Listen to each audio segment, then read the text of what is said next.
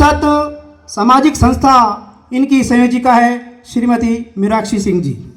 आज के हमारे मुख्य अतिथि तत्र देवता अर्थात जहाँ नारियों की पूजा होती है वहाँ देवता प्रसन्न होकर वास करते हैं। मान्य मंचासीन महानुभाव, उपस्थित मातृशक्ति, पितृशक्ति और हमारे प्यारे देश के युवाओं, आप सभी को मेरा प्रणाम। आज हम सब एक ऐसे पावन अवसर पर एकत्रित हुए हैं जब राष्ट्रीय स्वयं सेवक संघ अपनी शताब्दी की ओर बढ़ रहा है।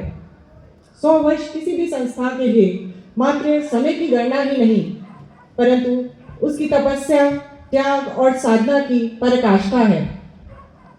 राष्ट्रीय स्वयं सेवक संघ ने इन 100 वर्षों में जो कार्य किए हैं वह केवल संगठन निर्माण तक ही सीमित नहीं है। संघ ने प्रत्येक स्वयं सेवक के माध्यम से व्यक्ति निर्माण किया और यही व्यक्ति निर्माण से समाज का निर्माण हुआ और आगे चलकर राष्ट्र का निर्माण का आधार बना है। मातृशक्ति के रूप में हमेशा से एक भूमिका सदैव विशेष रही है। माँ केवल जीवन देने वाली जननी ही नहीं, जबकि संस्कारों की जननी भी है। बच्चा पहली बार राष्ट्रभक्ति का गीत, सत्य की महत्वता माँ की गोद में ही सीखता है। इसीलिए कहा गया है कि माँ ही पहली गुरु है और घर ही उसका पहला विद्यालय है।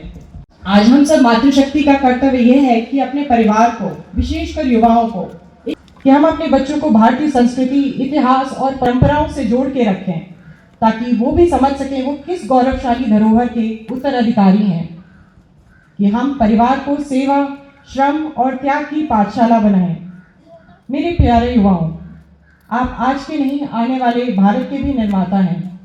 जिस प्रकार ईंट ईंट जोड़कर एक भव्य मंदिर का निर्माण होता है, उसी प्रकार आपका अनुशासन, आपका परिश्रम और आपका समर्पण आने वाले शताब्दी भारत की नींव रखेगा। भूल होना प्रकृति है, भूल मान लेना संस्कृति है, भूल सुधारना प्रगति है। सोचिए, जब कोई सैनिक सीमा पर खड़ा होकर ठंडी हवाओं और गोलियों के बीच भी भारत माता की जयकार लगाना नहीं भूलता, उसकी आवाज़ के पीछे भी उसकी माँ की ताकत है और उसकी माँ के दिए हुए संस्कार हैं। जब कोई युवा अपना करियर छोड़कर समाज सेवा में लगता है तो उसके पीछे भी उसकी मातृभूमि और उसकी माँ का आशीर्वाद हो। संघ ने हमें हमेशा यही सिखाया है कि व्यक्ति निर्माण से समाज निर्माण और समाज निर्माण से ही राष्ट्र निर्माण होता है। अगर हर घर का सदस्य शिक्षित और संस्कारवान होगा तो समाज अपने आप महान बनेगा। इसलिए मातृशक्ति का कर्तव्य सबसे महत्वपूर्ण है। तो आइए हम सब मिलकर एक संकल्प और आह्वान करें कि हम अपने परिवार को संस्कारों का केंद्र बनाएंगे, कि हम युवाओं को आत्मविश्वास और राष्ट्रभक्ति की दिशा देंगे, कि हम सेवा और संगठन के भाव से अपने जीवन का आधार बनाएं।